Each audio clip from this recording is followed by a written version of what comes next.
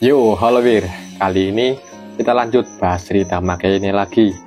Di part sebelumnya, upacara kelulusan kelas 3 telah selesai dan para siswa akhirnya berpisah dengan para senpai-nya. Dan secara tidak diduga, Yakishio menantang Nokomitsu lomba lari untuk menentukan nasib mereka berdua. Dimana kelanjutan ceritanya, kita langsung aja ke ceritanya. Hari Sabtu di Stadion Atletik Toyohashi, Komari dan Yanami menemani Nokomitsu berlatih lari di sana. Setelah Nokomitsu memasuki garis finish, Yanami segera menekan stopwatch yang dia pegang. Dengan kaki yang bergetar, Nokomitsu bertanya soal waktu yang dia dapat.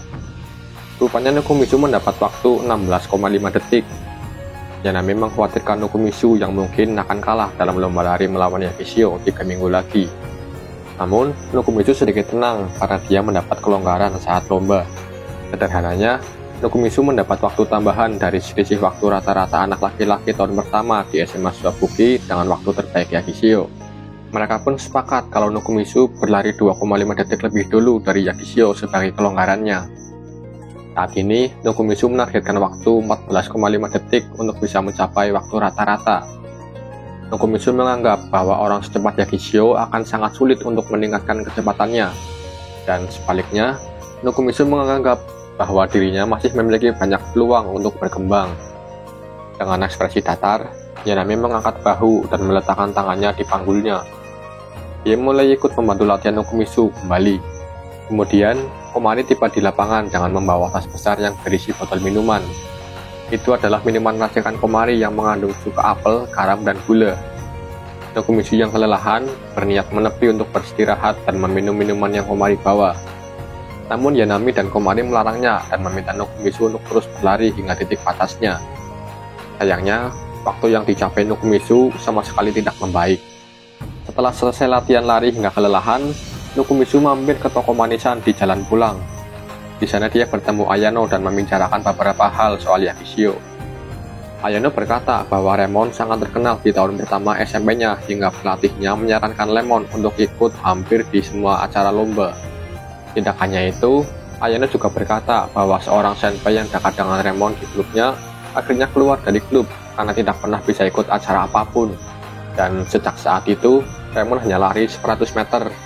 Di tengah obrolan mereka, tiba-tiba Ayano mendapat pesan dari Asagumo bahwa Asagumo ingin bertemu dan dia berada di dekat sini. Merasa ada yang janggal dengan kebetulan yang Asagumo sampaikan, Nokomitsu berniat memperingati Ayano soal kemungkinan Asagumo memasang alat penyadap pada dirinya. Namun tiba-tiba Asagumo datang dari belakang Nokomitsu dan memberi salam dengan senyum yang penuh tekanan. Nokomitsu membalas senyumannya dan segera pergi setelah memberikan salam singkat. Di hari Senin setelah pulang sekolah, Nokomitsu dan Yanami berada di samping lapangan SMA Suwabuki untuk melihat para anggota klub atletik berlatih. Saat Nokomitsu sedang mengamati latihan itu, Yanami menawarkan Nokomitsu untuk dibantu oleh temannya yang adalah anggota klub atletik sambil mulai memakan sebuah ryokan. Sedikit catatan ya, ryokan itu sejenis jelly yang terbuat dari agar-agar dan pasta kacang merah. Lanjut ke cerita, Nokomitsu menolak tawaran dari Yanami dan kembali mengamati klub atletik. Beberapa saat kemudian, Yanami terlihat pucat. Dia membeku di tempat. Dia segera menutup mulutnya dan memberikan sisa ryokan itu pada Nokomitsu karena terlalu kenyang. Nokomitsu yang tahu kalau ryokan itu adalah bekas gigitan Yanami, tentu menolak pemberian Yanami. Namun, Nokomitsu sedikit khawatir karena baru kali ini Yanami tidak bisa menghabiskan makanannya. Nokomitsu segera menawarkan memanggil ambulan untuk membawa Yanami. Yanami menggelengkan kepala dan hanya meminta teh olong. Nokomitsu pun segera pergi untuk membeli teh olong di dekat atrium. Di depan mesin penjual otomatis, Nokomitsu mengurungkan niatnya untuk membeli teh olong karena terlalu mahal. Dia akhirnya membeli teh hijau dan berniat kembali menemui Yanami. Namun, saat akan pergi, sebuah suara familiar terdengar memanggil namanya. Dia adalah Kapten Kurata dari klub atletik. Kapten Kurata kemudian menawarkan bantuan untuk membantu latihan Nokomitsu. Nokomitsu terkejut karena Kapten Kurata mengetahui tentang pertandingannya dengan Yakishio. Kapten Kurata pun bilang bahwa dia mendapat informasi ini dari seorang informan dengan bayaran 2 buah ryokan. Dengan muka datar, Nokomitsu menyadari bahwa Yanami telah memakan 2 ryokan yang membuatnya sakit perut. Dia kemudian menolak bantuan dari Kapten Kurata dengan sopan. Nokomitsu kemudian berkata bahwa dia ingin menyelesaikan masalahnya sendiri. Ia berpikir bahwa jika klub atletik ikut membantunya, itu akan membuat hubungan antara klub atletik dengan Yakicho menjadi bermasalah. Kapten Kurata kemudian mengangguk setuju dan pergi meninggalkan tempat itu. Nokomitsu kemudian membuka teh hijaunya dan meminumnya untuk menenangkan pikirannya setelah mengobrol dengan Kapten Kurata. Ia kemudian menyadari bahwa dirinya melupakan Yanami. Namun dari kejauhan, Yanami berjalan mendekat dan menyapa dengan senyum ceria seolah tak pernah terjadi apa-apa. Yanami mengambil teh hijau itu tanpa bertanya dan meminumnya setengahnya dalam sekali teguk dan tertawa dengan ceria. Yanami meneguk teh lagi dan melihat ke arah di mana Kapten Kurata pergi. Saat Nokomitsu akan menjelaskan pembicaraan dirinya dengan Kapten Kurata, Yanami memotong perkataan Nokomitsu dan menebak bahwa Nokomitsu menolak bantuan dari Kapten Kurata. Nokomitsu terkejut dengan mendengar tebakan Yanami yang tepat, namun Yanami hanya tersenyum puas dan berkata bahwa itu sangat seperti dirimu. Di hari berikutnya, saat hujan turun, saat waktu istirahat dimulai, Komari tiba-tiba datang menghampiri Nokomitsu dengan mata yang menahan rasa tangis. Ia berlari mendekat dengan meraih ujung jaket Nokomitsu. Nokomitsu tidak tahu harus merespon bagaimana, dan Yanami segera datang memisahkan mereka berdua lalu memeluk Komari. Yanami mulai menenangkan Komari dan membawa Komari pergi dari kelas mereka. Setelah meminum kokoa yang Nokomitsu berikan, Komari terlihat mulai tenang.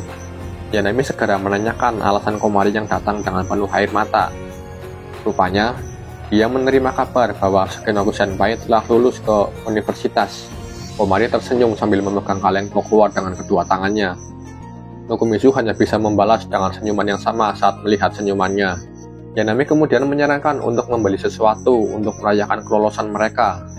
Komari mengangguk setuju dengan penuh semangat. Namun Nokomitsu tidak bisa ikut mereka karena berniat akan berlatih lagi setelah pulang sekolah.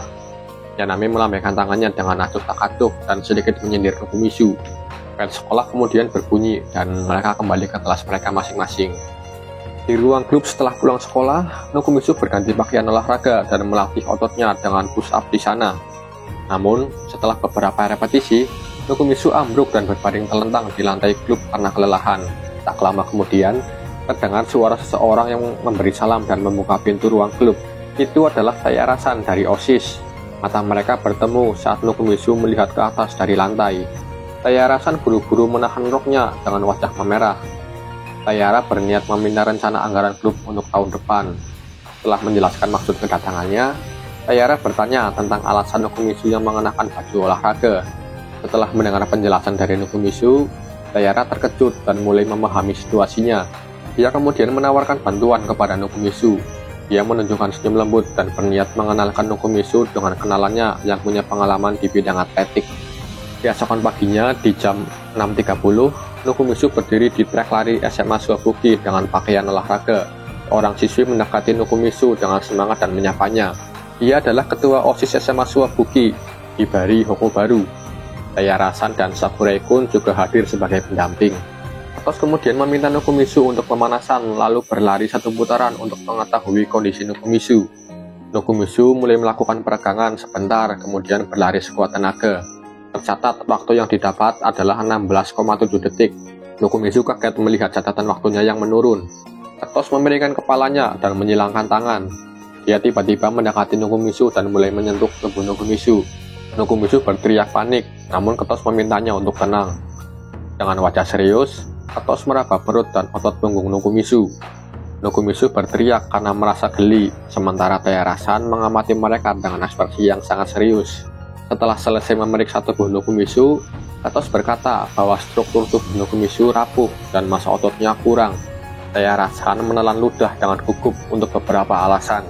Ketos kemudian memfokuskan pada latihan peningkatan otot dan stamina selama 10 hari pertama.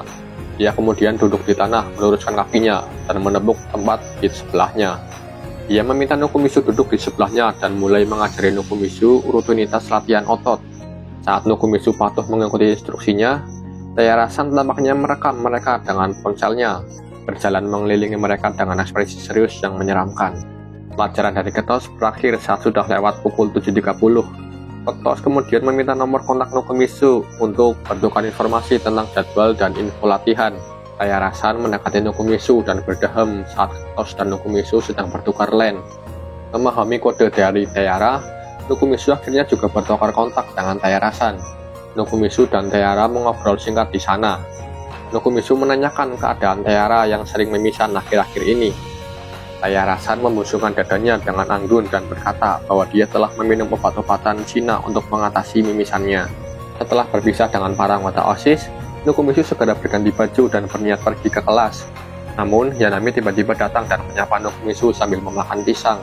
Tak lama kemudian, Yanami menunjuk ke sebuah pohon di halaman sekolah. Di sana terlihat Komari yang sedang bersembunyi dari saat Nokumitsu sedang berlatih. Rupanya Komari dan Yanami mengamati Nokumitsu yang berlatih dengan para anggota OSIS. Namun, mereka enggan untuk menyapanya saat itu. Komari setengah muncul dari balik pohon, menatap Nokumitsu dengan tatapan tajam. Dia menanyakan apakah Nokumitsu akan terus dilatih oleh mereka setiap hari. Nokumitsu menjawab iya dengan santai. Komari terdiam sesaat. Dia dengan ragu-ragu mengulurkan tangannya, memegang sebotol minuman. Saat Nokumitsu hendak mengambil minuman itu, rupanya dia mengabaikan Nokumitsu dan memberikan minuman itu pada Yanami. Yanami tersenyum ceria dan berterima kasih, sedangkan Nokumitsu memasang ekspresi terheran karena mengira minuman itu untuk dirinya. Komari menatap Nokumitsu dengan gugup dan bergumam kalau Nokumitsu curang, lalu pergi dari sana. Di samping Nokumitsu, Yanami justru masih bersikap tenang sambil menyedot minuman yang Komari kasih padanya. Mereka berdua mengobrol sebentar dan karena Nokumitsu kehausan setelah berlatih tadi, Yanami memberikan sisa minumannya kepada Nokumitsu. Nokumitsu yang pasrah akan keadaan, akhirnya mengambil minuman itu dan mengelap sedotan bekas Yanami dengan tisu. Dan saat meminum itu, rupanya masih ada rasa pisang yang tersisa di sana. Di malam harinya setelah pulang sekolah, Nokumitsu memulai rutinitas latihan yang Ketos berikan kepadanya. Saat sedang berlatih, tiba-tiba Kacu sudah berada di kamarnya dan melihat kakaknya berlatih di kamar. Mereka berdua mengobrol soal Wet Day, dan Kacu berniat membagikan beberapa kue Eropa kepada teman-teman Nokumitsu. Nokumitsu menerimanya dengan senang hati. Setelah itu, Kacu menawarkan bantuan pada Nokumitsu, dan dia mulai membantu Nokumitsu yang sedang sit up di sana. Mereka akhirnya berlatih bersama hingga hitungan ke-30, dan Nokumitsu kemudian ambruk karena kelelahan. Pagi harinya di tepi sungai Toyokawa, Komari berdiri di sana karena menghentikan Yakishio yang sedang berlatih. Remon memperlambat langkahnya dan mendekati Komari secara perlahan. Mereka berdua kemudian membicarakan tentang perlombaan yang Yakishio lakukan dengan Nokumitsu. Dan secara tidak diduga, Komari beralih ke pihak Yakishio. Dia kemudian bertanya apakah Yakishio menyukai Nokumitsu.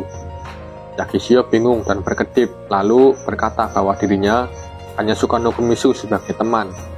Yakishio kemudian bertanya balik ke Komari apakah Komari menyukai Nokumitsu. Komari secara refleks mundur beberapa langkah, kemudian berkata dengan ragu, tidak. Dia kemudian membandingkan Nokumitsu dengan Tamaki Senpai dan berkata bahwa Nokumitsu hanya membuat dirinya kesal. Setelah pulang sekolah, Nokumitsu pergi ke ruang klub dan membagikan 3 bungkus kue buatan Kacu. Yanami yang pertama kali menyambar kue itu, yang kemudian diikuti oleh Komari. Yanami dan Komari juga mengeluarkan beberapa kue yang mereka bawa, dan akhirnya mereka bertiga menikmati jamuan kue sambil meminum teh di sana. Yanami kemudian bertanya soal hasil latihan Nokumitsu dengan Ketos. Nokumitsu menjawab dengan datar bahwa hasilnya belum kelihatan, tapi dirinya bersyukur karena Ketos mengajari banyak hal. Entah kenapa, Yanami memberi tatapan tajam pada Nokumitsu. Yah, Yanami sebenarnya cemburu karena tahu kalau Nokumitsu dipegang sana-sini oleh Ketos. Dan saat mereka sedang serius mengobrol, Nokumitsu teringat untuk laporan rutin kepada Ketos. Dia mulai membuka smartphone-nya dan melaporkan kondisinya kepada Ketos. Yanami dan Komari terkejut mendengar Nokumitsu yang setiap hari harus melapor kepada Ketos. Ketos menjawab laporannya dan meminta Nokumitsu untuk pergi ke klub atletik. Nokumitsu kemudian pamit pergi dan berniat meninggalkan Yanami dan Komari. Namun sebelum Nokumitsu pergi, Komari memperingati Nokumitsu kalau dirinya telah beralih ke pihak Yakishio. Nokumitsu kaget mendengar perkataan Komari yang tiba-tiba dan menanyakan kecemasannya pada Yanami. Namun Yanami berkata bahwa hal itu tidak masalah karena mereka masih teman Yanami. Saat Nokumitsu berpikir, Komari sibuk mengemas ulang beberapa permen dan meminta Nokumitsu untuk memberikan permen itu ke Yakishio. Karena kebetulan rumah Nokumitsu tidak terlalu jauh dengan rumah Yakishio, ia akhirnya tidak bisa menolak permintaan Komari. Di hari Minggu yang bertepatan dengan hari Wet Day, Nokumitsu sedang jogging di sekitar lingkungannya sambil berniat berkunjung ke rumah Yakishio. Setelah beberapa kali mondar-mandir di depan rumah Yakishio, Nokumitsu akhirnya berniat masuk dan membunyikan bel. Namun tiba-tiba suara seseorang terdengar dan menghentikan langkah Nokumitsu. Suara itu berasal dari wanita cantik yang tampak seperti model dengan rambut setinggi bahu.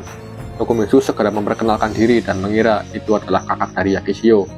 Wanita itu langsung tersenyum mendengar ucapan Nokomisu dan mempersilahkan masuk. Nokomisu menolaknya dengan sopan dan berniat hanya untuk mengantarkan permen. Namun sebelum menyelesaikan kalimatnya, wanita itu menggenggam tangan Nokomisu dan menariknya masuk ke dalam. Wanita itu kemudian tersenyum lagi dan memperkenalkan diri bahwa dia adalah ibu dari Remon. Nokomisu akhirnya duduk di sana berhadapan dengan Yakimama yang tersenyum dengan ceria. Suasana canggung dirasakan oleh Nokomisu dan dia berkata kalau niatnya hanya mampir sebentar untuk memberikan permen. Namun Yakimama meminta Nokomisu untuk menunggu dan memakan kue dulu karena Remon sedang berlari. Nokomisu menyesap teh sambil mengamati Yakimama. Dia kemudian meletakkan kantong permen di atas meja dan menitipkannya kepada Yakimama. Mereka berdua kemudian membicarakan Yakishio untuk beberapa saat.